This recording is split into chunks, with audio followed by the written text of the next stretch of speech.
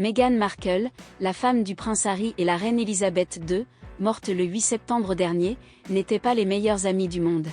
Cela n'aura échappé à personne, mais cet été, une éclaircie semblait se dégager dans leur relation jusqu'ici orageuse.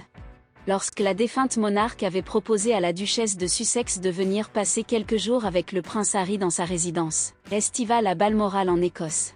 Elle aurait également été de précieux conseils, comme l'a révélé l'experte royale Katie Nicholl. En effet, elle aurait tenté de convaincre la mère de Lilibet et Archie d'apaiser sa relation avec son père.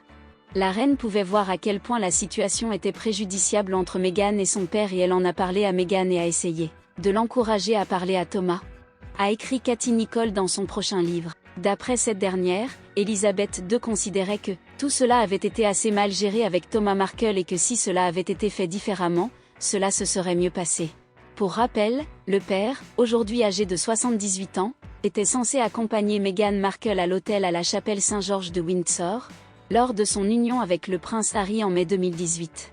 Ce qu'il n'a finalement pas fait puisqu'il s'était disputé avec sa fille lorsque celle-ci avait appris qu'il avait fait appel à plusieurs paparazzi pour prendre des photos de lui en pleine préparation pour le jour J.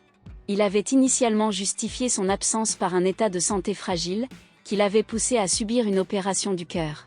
C'est finalement le roi Charles III qui avait accompagné l'actrice de Suits dans l'allée de la chapelle.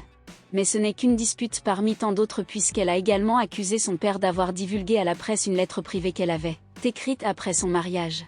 Elle avait alors remporté un procès contre la société éditrice du tabloïd Mail on Sunday pour atteinte à la vie privée après la publication de cette fameuse lettre. De lourdes sanctions étaient alors tombées contre l'éditeur qui avait été contraint de payer 90% des frais d'avocat de Meghan Markle, estimés à environ 1,73 million d'euros. Il avait également dû écrire des excuses en première page du journal. Depuis, la situation entre Meghan Markle et son père semble toujours très compliquée, une potentielle réconciliation n'est toujours pas d'actualité.